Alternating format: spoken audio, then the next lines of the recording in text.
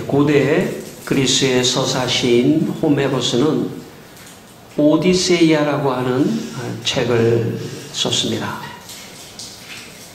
오디세이아의 주인공 오디세이아는 전쟁터에 나가서 10년 동안 전쟁을 합니다. 그리고 전쟁에서 승리하고 집으로 돌아오는데, 배를 타고 돌아오는데 여러 가지 참 난관이 있어서 10년을 걸쳐서 또 집으로 돌아오게 됩니다. 그러니까 총 20년 동안 집을 떠났다가 집으로 돌아오는 그런 상황이 되었습니다. 20년 동안 집을 비우자 집에 나쁜 사람들이 들어와서 집을 점령하고 있었습니다.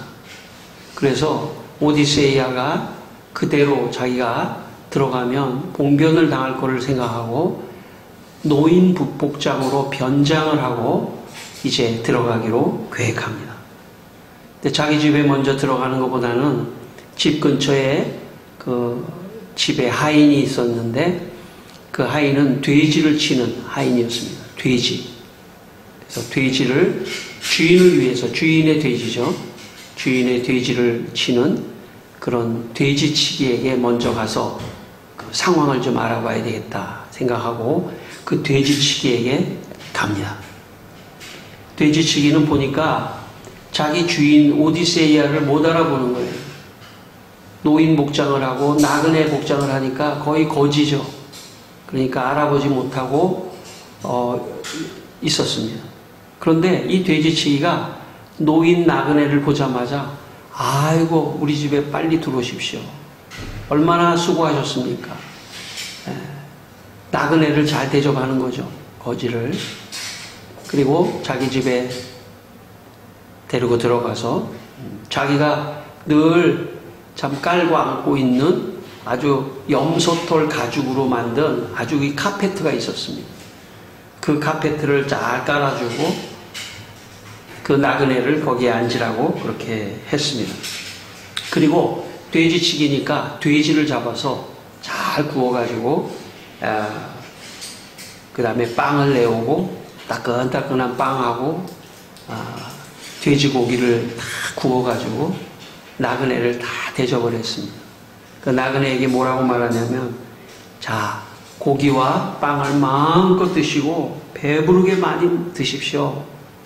그러자 나그네는 고기와 빵을 많이 먹고 마음에 용기가 생겼어요.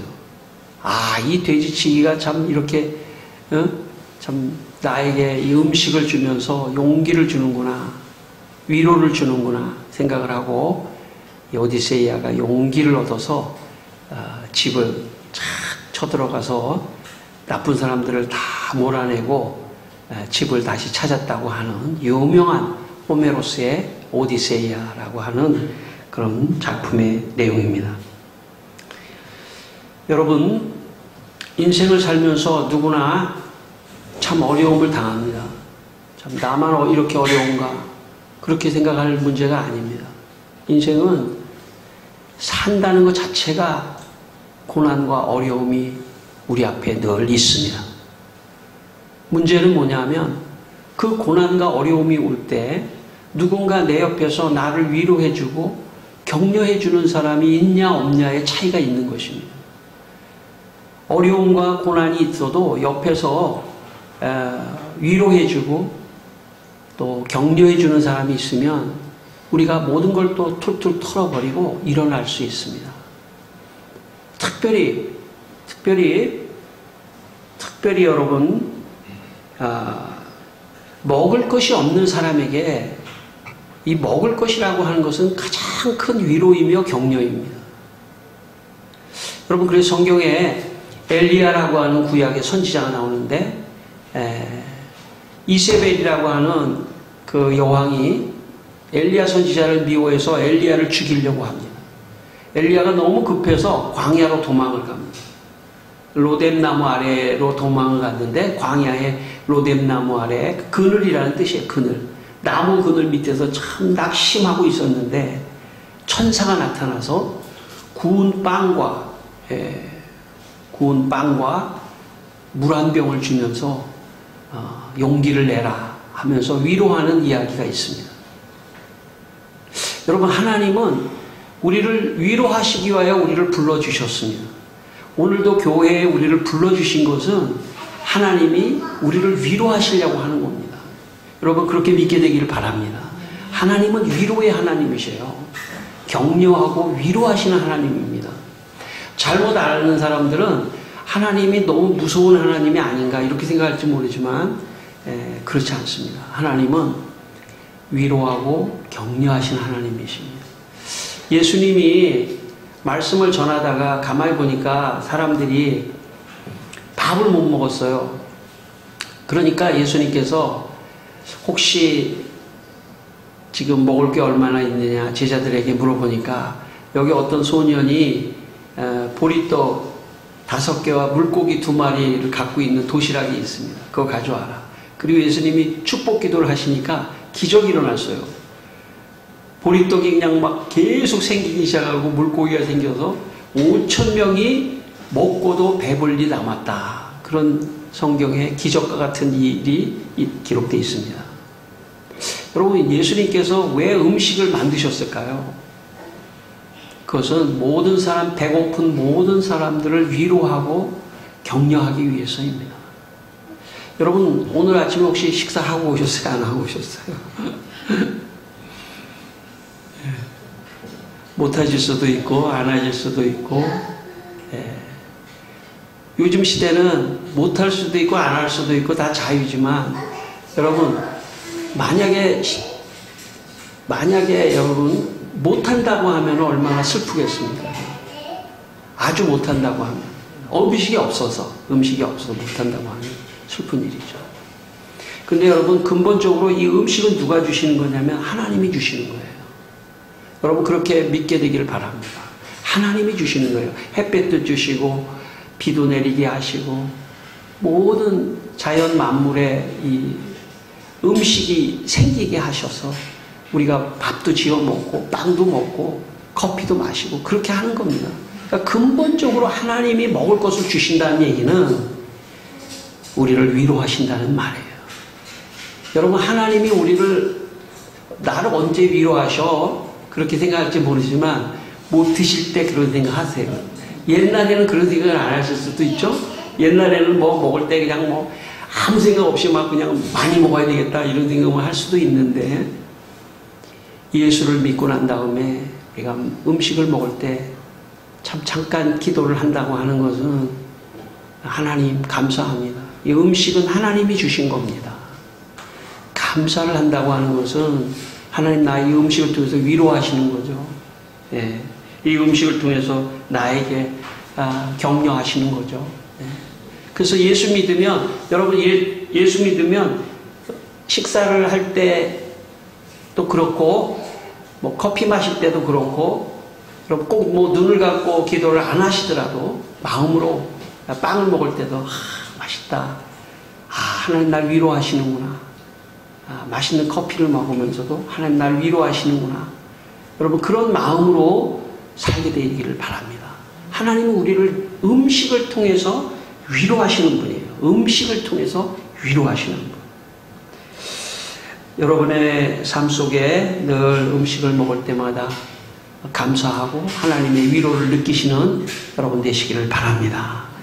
오늘 본문의 8절과 9절 말씀을 다시 한번 읽겠습니다. 오늘 룻기 2장 8절과 9절 말씀 같이 한번 다시 읽겠습니다. 보아스가 룻에게 이르되 내 딸아 들으라. 이삭을 주우러 다른 밭으로 가지 말며 여기서 떠나지 말고 나의 소녀들과 함께 있으라. 그들이 베는 밭을 보고 그들을 따르라. 내가 그 소년들에게 명령하여 너를 건드리지 말라 하였느니라.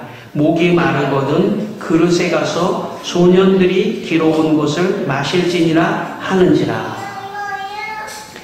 여러분, 오늘 본문에 보아스라고 하는 사람이 나오는데 그 사람은 누구냐면 아주 큰 농사를 짓는 아주 부자 주인입니다.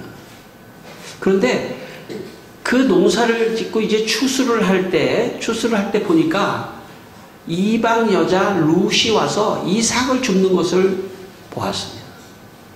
근데 여러분, 그 시골 마을이니까 금방 소문이 나잖아요. 아, 저 여자가 누구지? 물어보니까, 아, 예, 저 여자는요, 이방 여잔데, 남편을 잃고, 아마 옛날에 전쟁 같은 게 많았기 때문에, 남편을 잃고, 또, 시어머니 한 분 모시고, 그, 유대 땅으로 와서 지금 참 피신해 있는, 어떻게 보면은 참 피난 온 그런 피난민입니다. 그런데 시어머니에게 음식을, 먹을 것을 마련하기 위해서 여기 지금 추수를 하는데 그 이삭을 주우러 왔습니다. 여러분, 추수를 하는데 추수단을 뭐 좀 사러 온 게 아니고, 추수를 하다 보면 왜 나달이 떨어지잖아요. 나달이. 그 나달을 하나씩 주워가지고 음식을 만들어서 시어머니하고 자기가 살라고 왔다는 거예요. 얼마나 참 룻이, 보아스가 볼 때 룻이 얼마나 참 안쓰럽고 참 그렇게 보였겠습니까? 그러니까 보아스가 룻을 위로하기 위해서 어떻게 했냐면, 자, 룻에게 다른 밭에 가지 말고 이 밭에서 계속 주어라. 그러니까 먹을 것을 주려고 하는 거죠. 그러니까 보아스의 마음속에 룻을 어떻게 위로할까? 아, 먹을 것을 줘서 위로해야 되겠다. 그리고 옛날에는 참, 지금은 좀 얼마든지 흔하지만, 이 이스라엘 땅에는 이 물이 굉장히 귀했어요, 물이. 그래서 물을 소년들이 가서 길어오면 그 물을 참 함부로 먹어. 이게 직원이 아니잖아요. 이 같이 무슨 거기에 소녀 그 농사를 하는 그런 어떤 하인이 아니에요. 왜 이방 왜 다른 사람이에요. 그러니까 물 먹는 것도 어려운 거죠. 그러니까 물도 먹어라, 자유롭게. 다른 밭에도 가지 마라. 여기서 계속 주어라. 보아스의 마음에 룻을 위로하기 위해서 음식을 공급하는 그런 것들을 볼 수가 있습니다. 여러분, 다른 사람을 위로하는 방법 중에 하나가 있는데, 그것은 먹을 걸 주는 거예요. 먹을 걸. 여러분, 돈 많이 벌어가지고요, 다른 사람 먹을 거 많이 좀 사주세요. 그 위로죠. 비즈니스를 위한 것이 아니고 진짜 위로하기 위해서. 많은 사람들이 여기 보면 식당에 다 저녁에 뭐 술 먹고 고기 먹고 다 와요. 근데 거의 다 비즈니스예요. 그런 비즈니스도 해야 되죠. 그렇지만 진심으로 다른 사람을 위로하는 어떤 음식의 공급, 그것이 그리스도인들의 삶입니다. 그게 보아스의 삶이고, 그게 보아스는 하나님의 그림자입니다. 하나님은 우리에게 음식을 통해서 우리를 위로하신다는 거죠. 제가 교육전도사 때의 일입니다. 교육전도사 처음 시작할 때, 80년대 태어난 사람도 있죠. 그 후에 태어난 사람도 있죠. 제가 80년대 한 중반 정도에 제가 교육전도사를 처음 했는데, 교회에서 연말이라고 교회에서 교역자들을 위로한다고 아주 근사한 뷔페집에 데리고 갔습니다. 여러분, 저는 생전 처음 뷔페집에 처음 갔는데, 호텔, 아주 그냥 최고로 좋은 호텔의 그 뷔페집이에요. 근데 들어가가지고 정말 얼마나 음식이 많고 처음 보는 음식이 너무 많은지 먹고 또 먹고 하다가 나올 때는 거의 부축을 받고 나왔습니다. 교회에서 위로해 준다고 교역자들 위로해 주는데 너무 많이 위로를 받았어요. 너무 배불러가지고 그런 기억이 있습니다. 심지어는 신학교 수업 시간에 어떤 교수님이 그러더라고요. 제발 교회 가서 격이 떨어지게 교회에서 위로해 준다고 뷔페집 가가지고 너무 많이 먹지 말라고 하는 게 신학교에서도 그런 수업에 그런 말을 제가 들었던 기억도 있습니다. 좋은 거죠. 예, 위로해 주려고 음식을 통해서 격려하고 위로해 주려고 하는 거예요. 그렇기 때문에 우리에게 음식은 조금 다릅니다. 세상 사람들에게 음식은 자기의 목적을 위한 수단이지만 우리에게 음식은 다른 사람을 진심으로 위로하고 싶은, 격려하고 싶은 그런 도구인 것입니다. 그래서 우리에게 그런 마음을 오늘 보아스를 통해서 주고 있는 것입니다. 여러분, 어떤 사람은 음식이 있으면 그걸 먹으면 참 위로를 받고 격려를 받지만 여러분, 음식을 못 먹는 사람도 있다는 걸 꼭 기억해야 됩니다. 이 세상에 또 내 주위에 음식을 못 먹는 사람도 있다는 것을 기억해야 합니다. 여러분, 그 사람은 얼마나 절망스럽겠습니까? 얼마나 마음이 참 힘들까, 그죠? 그래서 성경에 여러분 아시는 대로 사도행전 초대교회에 사도행전 2장 46절에 이런 말씀이 있습니다. 집에서 서로 떡을 떼며 기쁨과 순전한 마음으로 음식을 먹었더라. 예. 여러분, 우리 교회에서 요즘에는 좀 여러 가지 상황이 바뀌어서 그렇지만 교회에서 예배를 마치고 간단하게 우리가 뭐 빵이나 뭐 주스나 이렇게 간단하게 먹거나 뭐 가져가시거나 하는 거는 그냥 때가 돼서가 아니에요. 그런 상징적 의미가 있는 거죠. 음식이라는 게 하나님이 성도를 위로하는, 또 여러분 어떤 사람은 제가 이제 그런 걸 봤는데 제가 어렸을 때 말이죠. 우리 교회에서 뭐 빵도 주고 주스도 주잖아요. 그러면 정말 그 빵을 말이죠. 안 먹거나 조금만 먹거나 내 친구가 그러더라고요. 내 친구가. 그래서 야, 다 먹어. 아니야, 이거 집에 가져가서 어머니 드리려고 그래. 그러더라고요.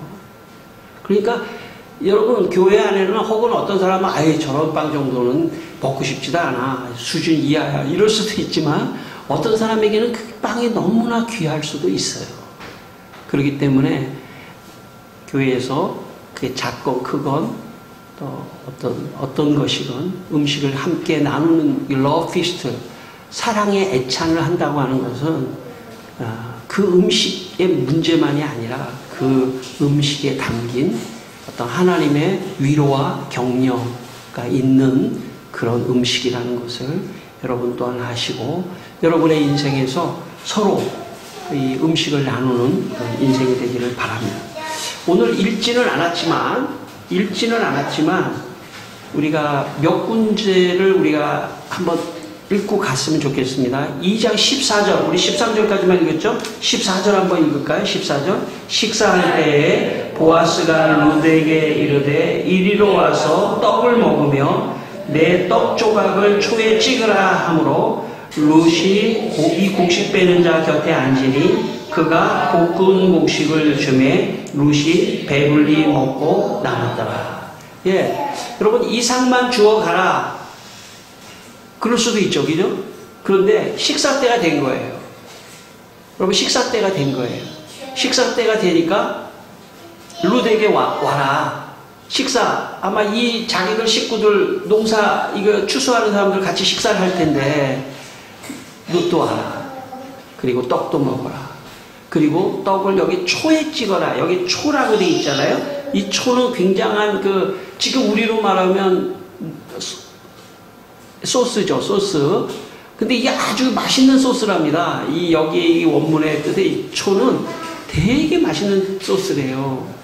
그러니까 룻도 저걸 먹고 싶었었겠죠. 빵도 아마 도시락도 못 사왔을 거예요. 근데 룻에게 와서 식사해서 같이 먹자. 그리고 여기 볶은 곡식이라는 게 있는데 아주 또 맛있는 볶은 곡식도 나눠줬을 때 룻의 마음이 어땠을까요? 원래 유대인들은요 이방인들을 상대하지 않아요. 특별히 여자들은 더 상대하지 않습니다. 그런데 보아스가 음식을 통해서 룻을 위로하는 것은 단순한 룻의 문제가 아니에요. 그의 시어머니 또 위로하는 것입니다. 자, 또 한 구절 읽겠습니다. 우리 2장 16절을 한번 읽겠습니다. 16절 또 읽겠습니다. 또 그를 위하여 곡식 다발에서 조금씩 뽑아버려서 그에게 줍게 하고 꾸짖지 말라 하니라. 예, 이제 점심을 먹고 아예 이제 이렇게 한 거예요. 보아스가 그냥 이삭이 떨어진 걸 줍는 정도가 아니라 아예 곡식 다발에서 조금씩 뽑아서 버리라. 주워 갈 수 있게. 아예 곡식 다발에서 조금씩 뽑아서 그냥 버리라는 거예요. 배려해 주는 거죠. 음식을 가져가도록 배려하는 겁니다. 마지막 한 구절 3장 15절 여긴 더합니다. 3장 15절 같이 읽겠습니다. 그 옆에 보아스가 찾으셨죠? 3장 15절 보아스가 이르되 내 겉옷을 가져다가 그것을 펴서 잡으라 하매 그것을 펴서 잡으니 보리를 6번 대어 룻에게 지어주고 성으로 들어가니라. 예, 이제는 말이죠. 일이 다 끝나가지고 이제 룻이 자기가 죽은 것도 있지만 야, 이 옷 좀 여기다 펴서 그리고 거기다가 보리를 6번 대어서 줬다는 거예요. 그 얘기는 그 옷이 담아갈 수 있는 최대만큼 보리를 또 줬다는 거예요. 여러분, 이게 하나님의 마음입니다. 격려하고 위로하시려는 하나님의 마음입니다. 목회자들끼리 모이면 이런 얘기를 해요. 야, 교인들한테 좀 복 받는 얘기 좀 하지 좀 마. 십자가 얘기 좀 많이 하고 고난을 좀 스스로 받으라는 얘기를 많이 해. 그런 얘기를 해요. 목회자들끼리. 성도들한테 너무 그 성도들이 교회 와서 맨날 복 주세요, 복 주세요. 이렇게 훈련시키면 안 돼. 그렇게 말을 많이 하는데, 물론 다 하는 건 아닙니다. 예. 혹각 어떤 목사님이 그렇게 얘기하시는데, 저는 이 말씀을 이렇게 보면서, 그런 생각이 안 들더라고요. 예.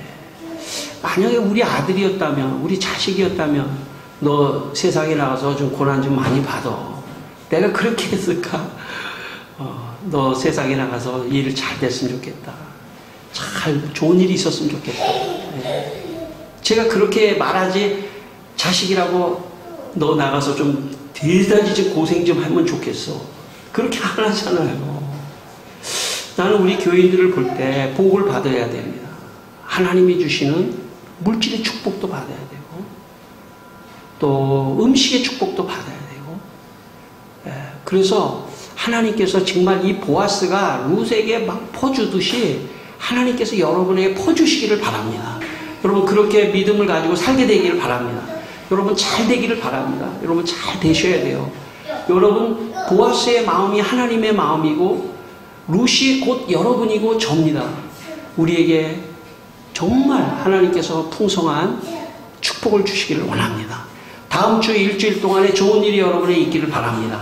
늘 그런 희망을 가지고 살아야 돼요. 예배를 드리고 야 이번 주 좋은 일이 있기를 바란다. 하나님께서 보아스를 통해서 룻에게 참 보리를 6번 데워주듯이 하나님께서 나에게 그런 축복을 주십시오 하는 그런 위로와 그런 마음, 그런 격려가 여러분에게도 있기를 바랍니다. 18세기 독일의 작곡가 핸델은 유명한 작곡가입니다. 그런데 핸델이 곡을 작곡하고 나다 보니까 이 핸델을 시기하는 사람들이 있어가지고 핸델이 극장에서 자기 곡을 가지고 연주를 하려고 하는 그날 그 극장을 쳐들어와서 극장을 다 그냥 망가뜨리고 폐쇄를 시키는 바람에 연주회가 무산이 돼버렸습니다. 이 일 때문에 트라우마가 생겨서 이 핸델이 낙심하고 병이 나버렸어요. 그런데 어떤 참 알 수 없는 어떤 사람이 편지를 한 장 핸델에게 전해줬는데 그 편지의 내용이 이렇습니다. 예수 그리스도는 사람들로부터 버림받았으나 하나님이 부활시켜 만왕의 왕이 되게 하셨습니다. 힘을 내십시오. 이 한마디의 위로와 격려를 들은 핸델은 금식을 들어갔습니다. 금식하며 다시 놀라운 노래를 작곡해야 되겠다 생각하고 23일 동안 금식을 하고 노래를 작곡했습니다. 24일째 되는 날 하인이 방문을 열고 들어가자 핸델이 무릎을 꿇고 하나님 앞에 환희에 찬 얼굴로 이렇게 말했습니다. 하늘이 열렸다. 나는 전능한 메시아를 보았다. 그러면서 너무나 기뻐한 거예요. 왜냐하면 23일 동안 하나님이 주신 노래가 있었는데 핸델의 유명한 메시아 할렐루야라고 하는 노래입니다. 우리가 교회에서나 여러 곳에서 있잖아요. 할렐루야 찬양이 나오면 다 자리에서 기립해서 참 그 노래를 듣는 그 유명한 할렐루야를 작곡했습니다. 그러니까 핸델에게 있어서 어려움이 올 수 있는 거예요. 사람에게는 다 인생을 살면서 어려움이 오는데 누군가 핸델을 위로하고 격려하고 그래서 그 위로와 격려의 힘으로 다시 일어났더니 세계적인 놀라운 노래가 작곡되었다는 것입니다. 오늘 본문 12절을 읽겠습니다. 오늘 본문 12절입니다. 오늘 본문 우리가 읽은 본문 12절 같이 읽겠습니다. 여호와께서 내가 행한 일에 보답하시기를 원하며 이스라엘의 하나님 여호와께서 그의 날개 아래 보호하시기를 받으러 온 내게 온전한 상 주시기를 원하노라 하는지라. 예, 루시 말이죠. 아니 내가 이방 여인인데 나한테 이렇게 너무 잘해주시는 이유가 뭡니까? 그때 보아스가 이렇게 말했습니다. 내가 소문에 들으니까 내가 남편도 참 전쟁터에서 잃고 그리고 시어머니 한 분 남았는데 시어머니를 참 모시기 위해서 참 먹을 것도 하나도 없는 생계가 어려운 그런 시어머니와 함께 있는 내 소문이 다른 사람을 통해서 들렸는데 그게 너무 귀하게 생각이 들었다. 그러면서 뭐라고 말하냐면 말로 이렇게 말해요. 뭐라고 말하냐면 내가 여호와께서 내가 행한 일에 보답하실 것이다. 여호와께서 너에게 온전한 상을 주실 것이다. 이거 격려의 말입니다. 격려의 말. 네가 행한 것을 보답해 주실 거야. 너에게 상을 주실 거야. 그러니까 힘내. 좋은 일이 있을 거야. 이렇게 지금 말로 격려한 겁니다. 지금 보아스는요, 음식으로 위로하고 말로 격려합니다. 여러분 그 구조를 꼭 기억하시기 바랍니다. 음식으로 위로하고 말로 격려한 거예요. 말이 중요합니다, 여러분. 말이 중요해요. 예, 말로 격려를 다 많이 해야 돼요. 예. 저도 아이를 키우는데 우리 자녀가 조금 지나면 또 이제 결혼해서 또 나가더라고요. 이제 둘째가 또 어느 날 또 결혼해서 또 나가야겠죠. 나가기 전까지 제가 우리 뭐 자녀들도 마찬가지입니다. 제가 옛날에 좀 잘 못했는데 앞으로도 잘하려고 하는데 지금도 잘 못하지만 격려와 축복을만 계속해야겠다. 그런 생각이 듭니다. 예. 격려와 축복을 계속해야겠다. 너 잘 될 거야. 너 하나님께서 너가 예배 잘 드리니까 너 하나님께서 축복하실 거야. 여기 예준이도 있고 우빈이도 있지만 둘 올 때마다 내가 맨날 혼내면 쟤들이 좋아할까요? 안 좋아하죠. 잘 될 거야. 예배 잘 드리니까 하나님이 축복하실 거야. 상을 주실 거야. 라고 격려하고 축복하는 거. 이게 하나님의 마음입니다. 여러분도 마찬가지입니다. 여러분도 여기서 오늘 비 오는 날 여기까지 와서 예배를 드리니까 하나님이 모르실 것 같아요? 다 아십니다.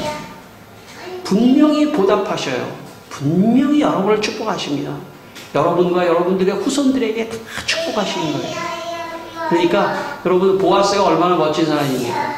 그냥 여러분 음식 많이 가져가 그러면은 어떨까요?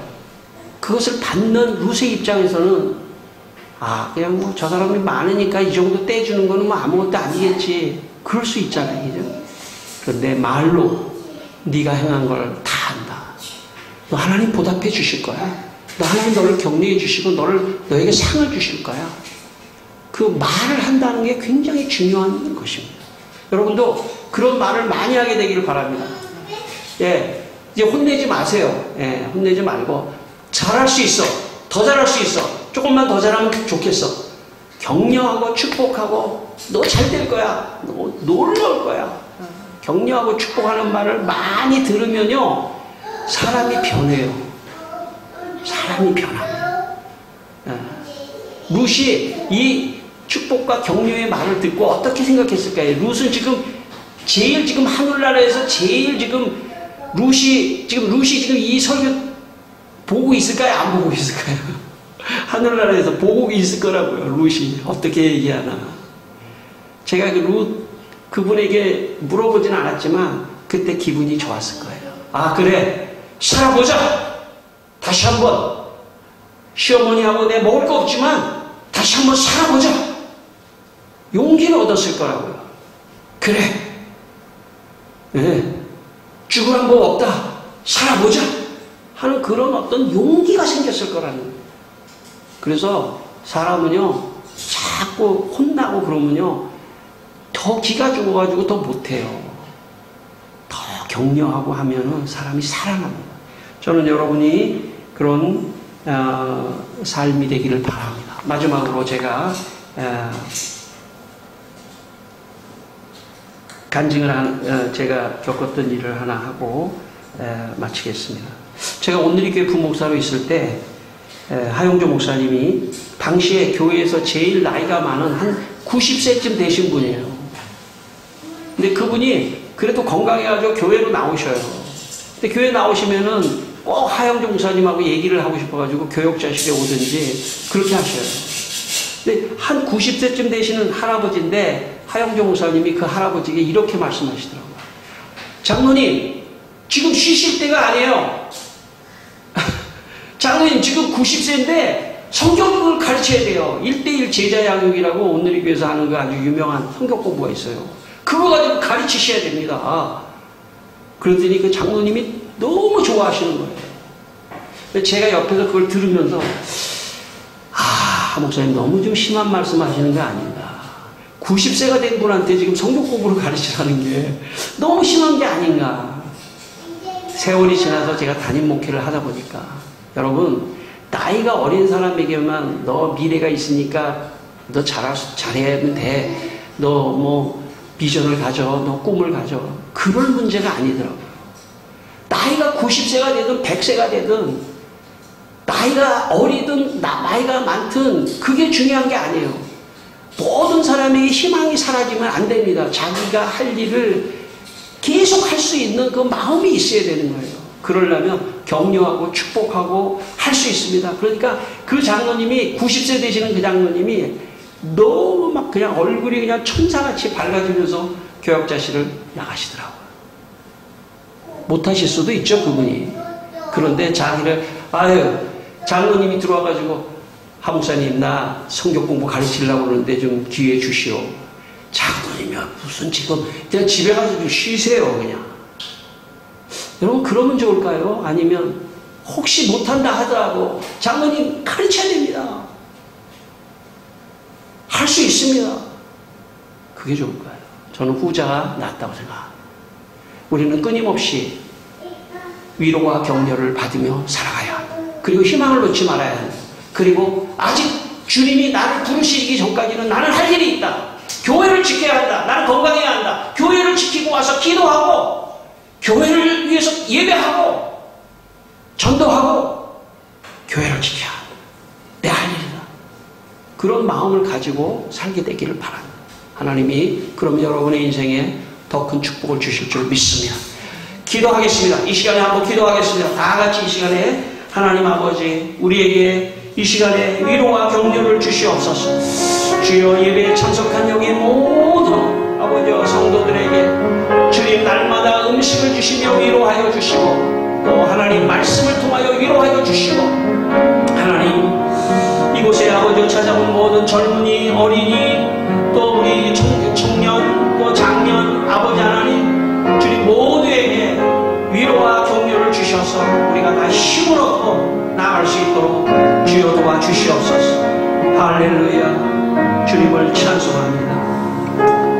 하나님 아버지, 우리 성도들을 하나님의 말씀으로 날마다 위로와 격려를 해 주시옵소서.